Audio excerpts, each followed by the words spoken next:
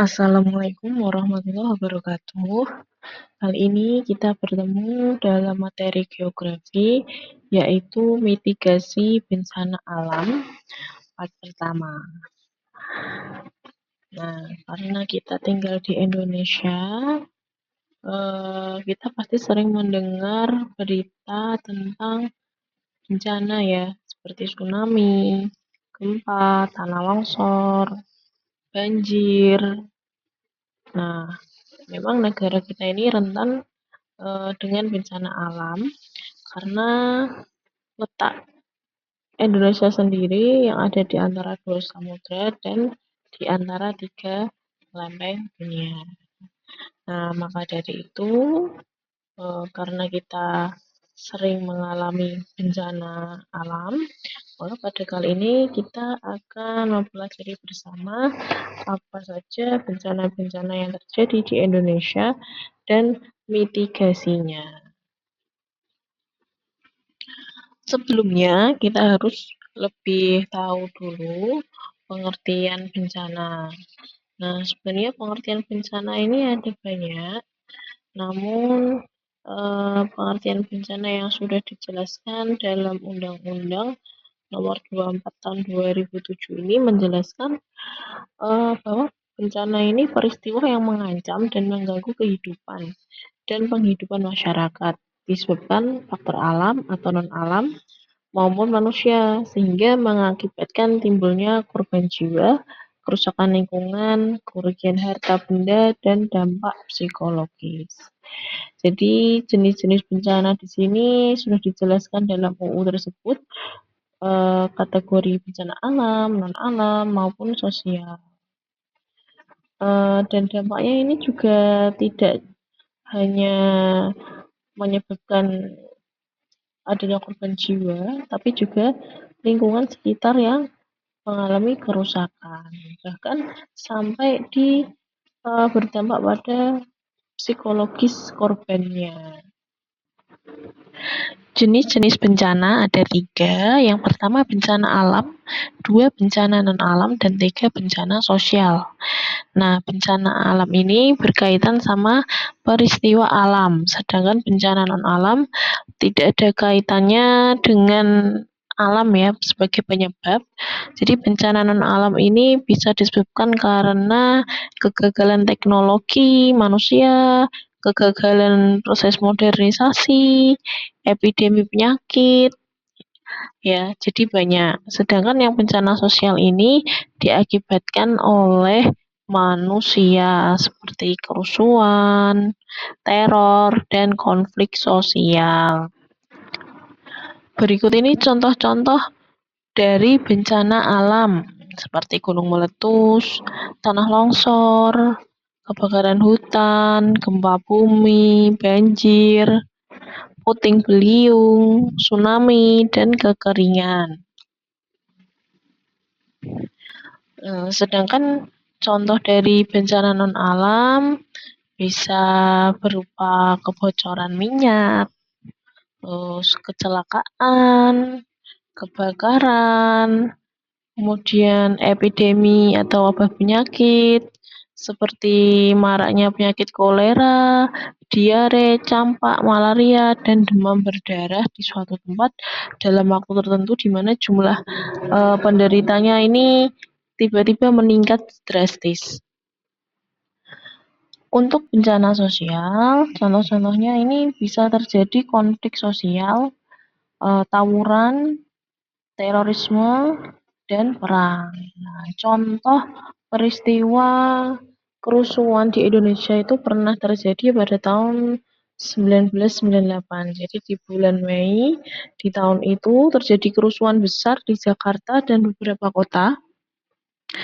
Kenapa ini bisa terjadi kerusuhan? Karena di waktu itu terjadi ketegangan politik, ekonomi, dan sosial.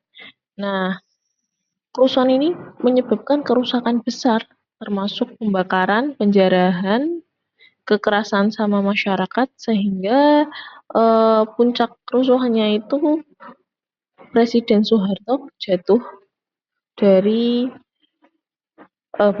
dilengsarkan dari presiden. Kemudian kerusuhan lainnya, misalkan kerusuhan Ambon tahun 1999 sampai 2002, ini melibatkan kelompok Muslim dan Kristen di Ambon, di Maluku, yang menyebabkan kekerasan massal, bahkan pembunuhan, pembakaran, ya. Dan konflik ini menyebabkan ribuan orang meninggal. Terus infrastruktur, bangunan, dan lain-lain ini rusak. Ada juga kerusuhan di Poso tahun 98 sampai 2001. Ini konflik yang terjadi di antara komunitas Muslim dan Kristen di Poso, Sulawesi Tengah. Dan kerusuhan ini menyebabkan kekerasan, pembunuhan, dan banyak orang ini mengungsi.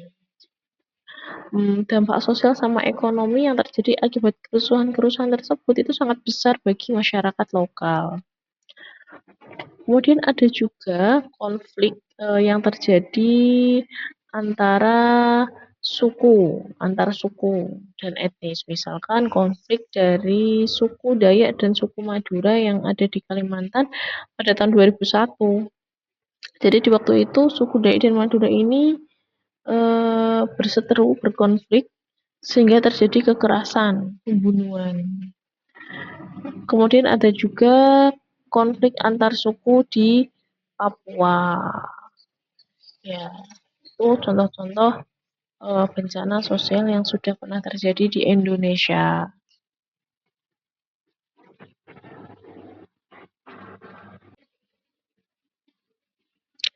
Jenis-jenis bencana alam ini kemudian dibagi lagi menjadi 3 kategori. Yang pertama geologi. Bencana alam geologi ini disebabkan oleh tenaga geologi dari dalam bumi. Nah, contoh peristiwa bencananya bisa terjadi gunung meletus, gempa bumi, banjir, dan tanah longsor. Kemudian yang kedua ini bencana alam meteorologi yang disebabkan oleh kondisi cuaca atau iklim. Contoh kekeringan, tornado, banjir. Dan yang terakhir adalah bencana alam ekstraterestrial yang ini terjadi pada benda-benda di luar angkasa.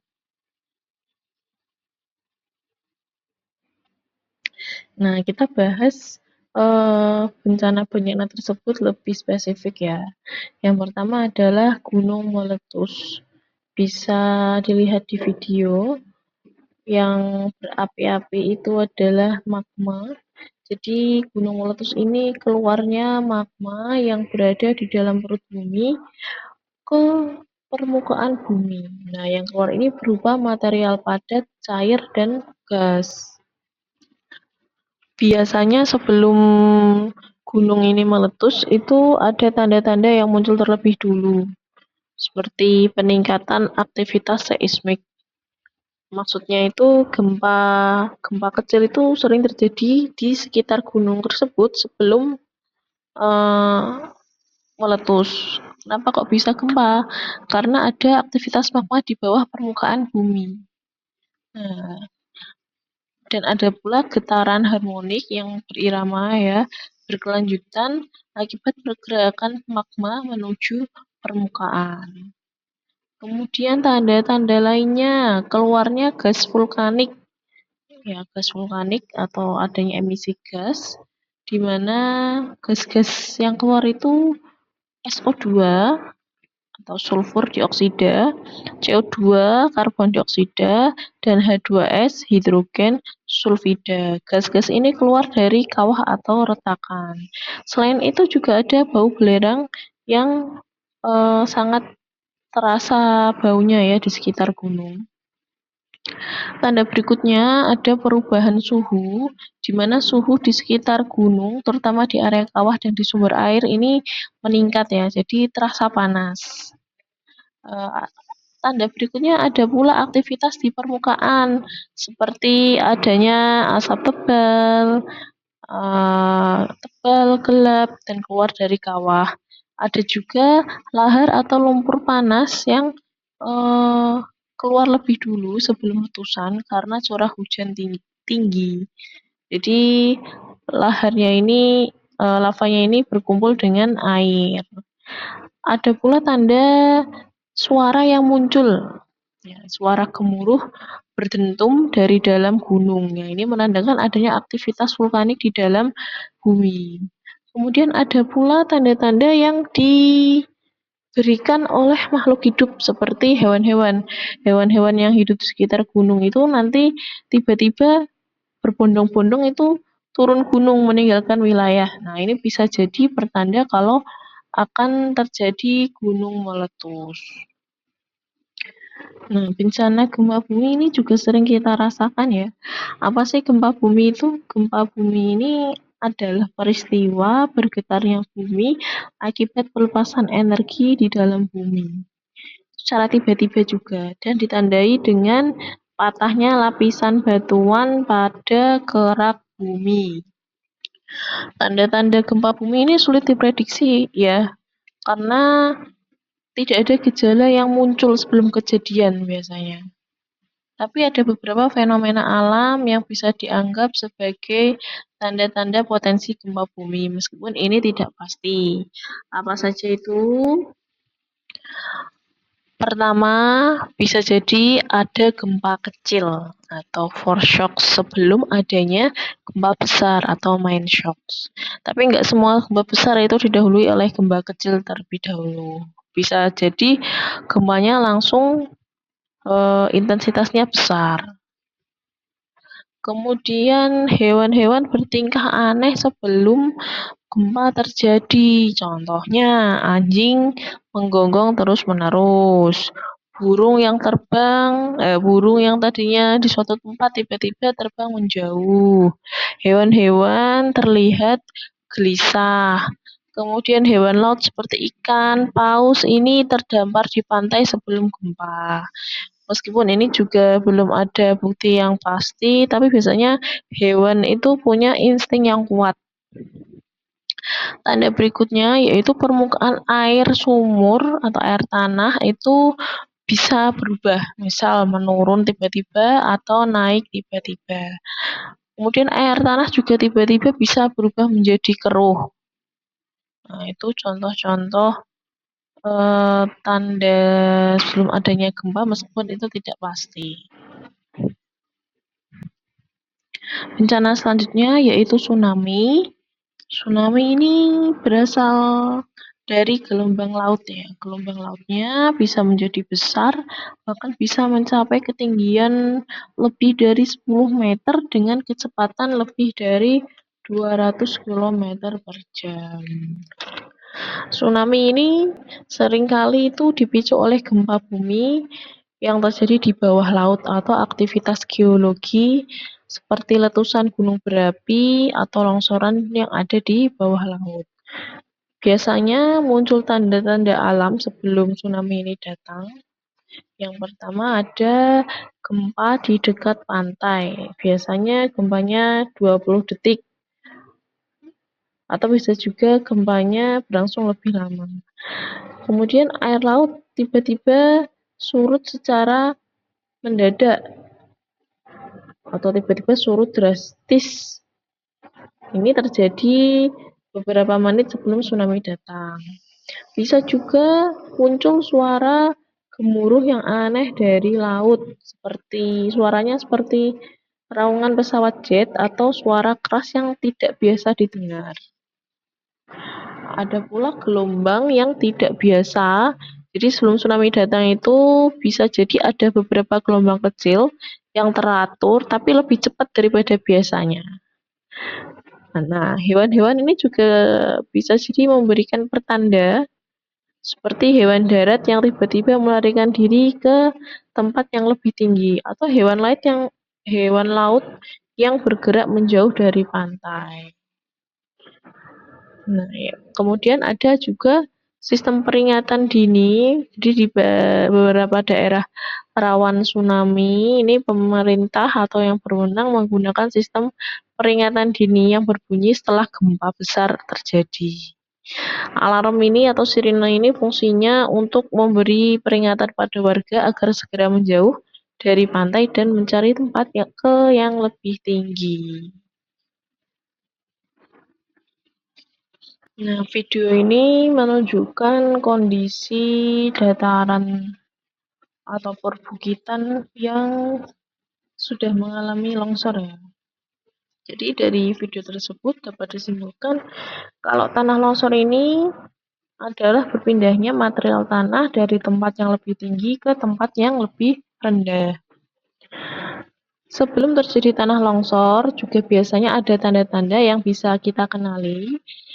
Di antaranya ada perubahan pada tanah atau lereng. Misal tiba-tiba ada retakan di tanah, di jalan yang beraspal atau di trotoar. Nah, itu bisa jadi tanda-tanda awal. Atau pergerakan tanah, kita bisa melihat misal lewat di suatu pegunungan atau bukit, tiba-tiba tanahnya itu bergerak perlahan. Ini bisa jadi tanda awal longsor. Kemudian ada hujan lebat atau banjir. Jadi kalau hujannya curahnya tinggi dalam waktu yang lama, ini bisa memicu tanah longsor karena tanah ini menjadi jenuh oleh air dan menjadi tidak stabil sehingga tanah jadi lebih mudah bergerak. Perubahan di sekitar bangunan, misal pintu atau jendela sulit dibuka. Ini bisa jadi terjadi karena struktur bangunannya mengalami pergerakan tanah. Atau bisa juga melihat bangunan yang tiba-tiba miring, misal dindingnya, pagarnya. Nah, tanda berikutnya, pohon atau batu-batuan ini bergeser, misal pohon atau tiang listrik yang miring, atau batu-batu yang jatuh dari lereng bukit atau tebing ini juga bisa menjadi tanda. Ada juga suara retakan atau gemuruh, entah tanah, atau pohon patah, atau dari lereng bukit yang muncul sebelum longsor. Ada juga getaran atau gempa kecil di sekitar lereng ini juga menjadi tanda kalau daerah tersebut akan terjadi longsor. Nah, tadi kita kan sudah membahas kalau tanah longsor ini bisa disebabkan karena hujan terus-menerus. Tetapi sebenarnya penyebabnya ini bukan hanya karena hujan ya atau faktor alami, tetapi juga ada faktor-faktor lainnya ya.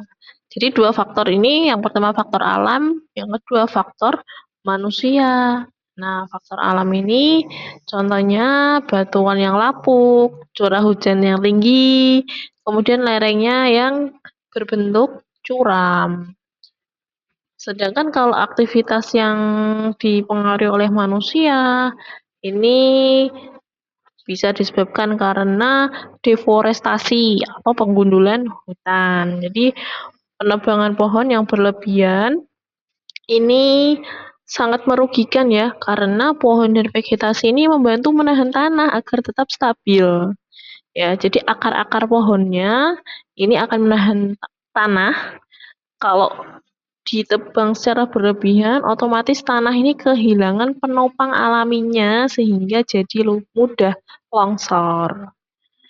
Kemudian ada juga penggundulan hutan yang kemudian digantikan oleh pertanian di lereng bukit, dan pertaniannya ini dibuat miring.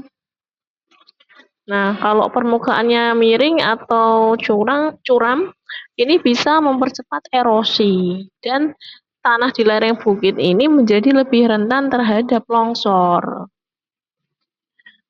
Kemudian faktor berikutnya yaitu pertambangan. Jadi penambangan yang terbuka ini bisa mengubah struktur tanah dan membuatnya tidak stabil. Ada juga penggalian tanpa reklamasi. Reklamasi itu pemulihan lahan. Ini bisa memperburuk kondisi lereng sehingga bisa longsor. Kemudian pembangunan dan urbanisasi. Jadi karena jumlah manusia ini semakin banyak, sehingga infrastruktur pun semakin banyak dibangun seperti rumah, gedung. Nah, pembangunan infrastruktur yang tanpa perencanaan yang tepat ini bisa menyebabkan longsor karena beratnya beban tambahan dari bangunan, kemudian penggalian untuk fondasi, ini bisa mengganggu kestabilan tanah. Kemudian pembangunan jalan. Jalan yang dibangun di lereng bukit, ini juga bisa memotong kestabilan alami tanah. Penyebab berikutnya, ini ada pengalian dan pengelolaan air yang buruk. Misal irigasi berlebihan dan drainase yang buruk. Kemudian penggalian tanah berlebihan dan tanpa perencanaan, misal membuat teras, lerengnya dipotong tanpa memperhatikan struktur tanah ya, ini bisa penyebab longsor. Kemudian konversi lahan secara tidak terkendali. Nah, lahan yang beralih fungsi dari lahan hijau atau hutan menjadi lahan terbuka, jadi perumahan, industri, pertanian. Nah, ini jadi penyebab longsor. Dan yang terakhir, penggunaan teknik pertanian yang tidak berkelanjutan. Seperti tadi sudah dijelaskan, kalau membuka lahan di lereng yang curam kok tidak membuat metode supaya tidak terjadi longsor, itu bisa meningkatkan potensi longsor. Nah, bagaimana caranya? Misal bertani di bukit berarti menggunakan terasering saja. Nah, ini bisa mencegah atau mengurangi resiko longsor karena tanahnya nanti jadi tidak mudah tergerus air hujan kalau dibuat terasering. Kemudian alat berat yang digunakan di daerah yang curam ini juga bisa merusak struktur tanah. Nah, itu penyebab-penyebab tanah longsor. Nah, bencana yang sering terjadi di sekitar kita, ini salah satunya adalah banjir ya. Jadi banjir adalah luapan air dalam jumlah besar sehingga mengakibatkan terangkutnya berbagai benda dari satu tempat ke tempat yang lain. Nah, beberapa penyebab banjir ada banyak. Yang pertama adalah curah hujan yang tinggi. Jadi kalau hujan lebat terus-menerus dalam waktu yang lama, tanah dan sistem drainase mungkin tidak bisa menyerap dan menyalurkan air dengan cepat. Sehingga air yang ada di permukaan tanah ini menggenang dan bisa menyebabkan banjir. Kemudian sistem drainase yang buruk. Jadi sistem pengaliran air, kalau air tersumbat misal di parit atau di sistem drainasenya tidak berfungsi karena tersumbat oleh sampah atau endapan sedimen, ini bisa menyebabkan airnya tidak mengalir dengan lancar sehingga meluap dan menyebabkan banjir. Kemudian deforestasi atau penggundulan hutan ini juga bisa membuat banjir ini semakin besar karena tumbuhan dari banyak-banyak pohon yang sebelumnya berfungsi menyerap air hujan ini menjadi tidak ada, sehingga kemampuan tanah untuk menyerap air ini berkurang dan air-air dari air hujan ini menggenang di daratan. Kemudian erosi tanah akibat penggundulan hutan ini juga bisa menjadi penyebab karena lapisan tanah yang di bagian atas ini hilang ya, ikut tergerus arus sehingga menyebabkan sungai dan saluran air ini jadi lebih dangkal. Jadi kalau sungai menjadi dangkal, maka volume air yang tersimpan di sungai ini menjadi berkurang. Penyebab lainnya pembangunan yang tidak terencana. Ya, karena urbanisasi zaman sekarang yang sangat cepat, jadi banyak penduduk dari desa merantau ke daerah perkotaan, sehingga daerah perkotaan ini menjadi banyak bangunan ya. Jadi lahan resapan air seperti kebun atau hutan digantikan menjadi beton dan aspal, di mana beton dan aspal ini tidak bisa menyerap air. Jadi kalau ada hujan, maka air hujan ini akan mengalir ke sistem drainase dan sungai dan bisa meningkatkan resiko banjir. Kemudian di daerah rawan banjir. Jadi kalau kita lihat di televisi, misalkan di sungai, sekitar sungai ini banyak bangunan ya di bantaran sungai. Ini juga bisa memperparah dampak banjir. Kemudian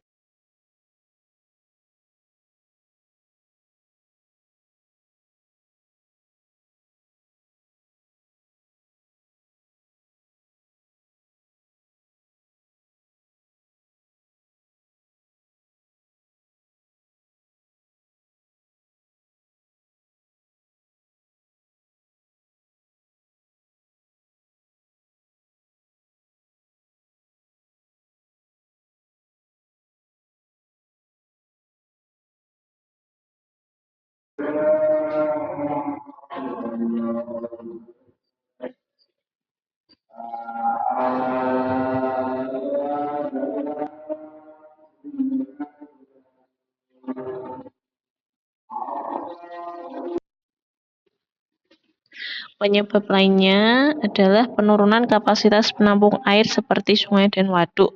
Jadi kalau ada banyak endapan lumpur, pasir, dan material lain di dasar sungai, ini bisa mengurangi kapasitas air yang ditampung.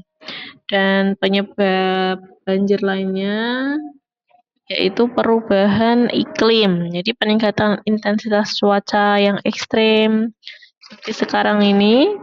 Jadi tiba-tiba hujan lebat dan badai, maka resiko banjir pun semakin meningkat. Bencana kekeringan ini adalah kondisi di mana wilayah mengalami kekurangan air ya yang signifikan dalam jangka waktu yang lama dan biasanya disebabkan karena curah hujan yang rendah. Kekeringan ini bisa disebabkan karena penurunan curah hujan. Jadi curah hujan yang tidak mencukupi, kalau waktunya lama, ini bisa menyebabkan tanah menjadi kering atau hujan yang terlambat datang itu juga bisa jadi penyebabnya. Kemudian menurunnya permukaan air yang ada di sungai dan danau sehingga mata-mata air alami yang sebelumnya mengalir dengan baik sekarang menjadi mengering. Tanda-tanda selanjutnya yaitu tumbuhan menjadi layu dan kering. Dan ini menjadikan pertumbuhan tanaman menjadi terhambat, entah dari segi ukuran daunnya berkurang, kualitas panen menurun. Penyebab lainnya yaitu kualitas tanah yang menurun. Jadi saat musim kemarau itu bisa dilihat di video yang tadi bahwa tanah ini terlihat retak ya. Ya kering sama retak dan ini bisa terjadi di lahan pertanian dan tanah kering yang ada di padang rumput. Tanda berikutnya kekurangan air untuk kebutuhan harian, misal untuk minum, memasak, mandi, mencuci. Nah, air ini menjadi terbatas. Penurunan kualitas dan kuantitas hasil pertanian. Jadi hasil panennya bisa menjadi gagal atau karena tanah pertaniannya menjadi kering sehingga lahan pertaniannya pun berkurang. Kematian ternak dan satwa liar. Karena hewan ternak itu biasanya kan tanaman hijau yang jadi pakannya. Kalau tanamannya mati, otomatis nanti bisa menyebabkan hewan ternak maupun satwa liar ini juga mati. Kebakaran hutan dan lahan. Ini juga bisa menjadi tanda-tanda saat musim kemarau. Biasanya yang sering kebakaran itu di Pulau Sumatera dan Pulau Kalimantan. Menurunnya kualitas udara. Ini debu dan partikel di udara semakin banyak. Pengeringan sumur-sumur yang ada di rumah masyarakat ini mengering karena menurunnya air tanah. Itu adalah beberapa tanda yang muncul saat terjadi kekeringan. Tornado ini adalah kolom udara yang berputar dengan cepat memanjang dari awan cumulonimbus ke permukaan tanah. Biasanya si tornado ini muncul sebagai fenomena badai yang sangat destruktif, jadi merusak. Kecepatannya bisa sampai 300 km per jam. Ciri-ciri tornado itu apa sih? Nah, ini bisa dilihat bersama bahwa ciri-cirinya tornado ini berbentuk corong atau kolom udara yang berputar. Jadi dia memanjang dan berputar. Warnanya ini juga bisa bervariasi dari putih sampai hitam, tergantung dengan puing-puing benda yang dibawa sama angin tornadonya. Kemudian awan cumulonimbus ini muncul ya. Biasanya disertai dengan badai petir dan hujan. Kemudian bisa juga muncul suara keras atau suara gemuruh yang terdengar dari jauh. Kemudian muncul debu dan puing-puing yang berterbangan di udara. Selain bencana alam dan bencana non-alam, ini juga ada bencana ekstraterestrial, di mana ini adalah bencana alam yang berasal dari luar bumi dan terkait dengan objek di luar angkasa. Meskipun ini jarang terjadi, tapi ini memiliki dampak yang signifikan terhadap kehidupan di bumi. Apa saja bencana-bencana ekstraterestrial? Nah, coba simak penjelasan berikut. Contoh bencana ekstraterestrial ini, yang pertama tumbukan asteroid atau komet. Jadi asteroid dan komet yang menabrak bumi ini bisa menyebabkan kerusakan yang masif bergantung dengan ukuran, kecepatan, dan lokasi tumbukannya. Dampaknya apa? Nah, dampaknya ini bisa menyebabkan ledakan energi, bisa jadi setara dengan ribuan bom nuklir, bisa membuat kebakaran hutan, tsunami, gempa bumi, bisa melepaskan debu dan asap ke atmosfer, di mana nanti debu ini bisa memblokir sinar matahari. Jadi sinar matahari tidak bisa masuk ke bumi dan ini bisa memicu musim dingin global. Kemudian badai matahari atau solar flare. Ini adalah letupan energi besar di atmosfer matahari yang bisa melepaskan radiasi elektromagnetik dan partikel bermuatan ke luar angkasa. Nah, kalau badai matahari ini bisa menghantam bumi, otomatis medan magnet yang ada di bumi ini terganggu. Padahal medan magnet ini berfungsi dalam kehidupan sehari-hari, misal untuk sistem telekomunikasi. Dulu pernah waktu tahun 1859 itu ada peristiwa yang disebut Carrington Event, itu contoh badai matahari. Ini bisa menyebabkan gangguan sistem telegraf di seluruh dunia. Waktu itu alat telekomunikasinya itu telegraf yang digunakan untuk mengirim telegram, jadi belum ada HP. Nah, itu contoh bencana terestrial. Untuk contoh-contoh lainnya bisa kalian cari tahu di beberapa sumber belajar. Demikian penjelasan mapel geografi tentang bencana-bencana alam. Silakan dicatat, dipelajari. Kalau ada pertanyaan, silakan ditulis pertanyaan kalian di kolom komentar. Untuk materi selanjutnya yaitu mitigasi bencana alam, silakan ditunggu ya. Assalamualaikum warahmatullahi wabarakatuh.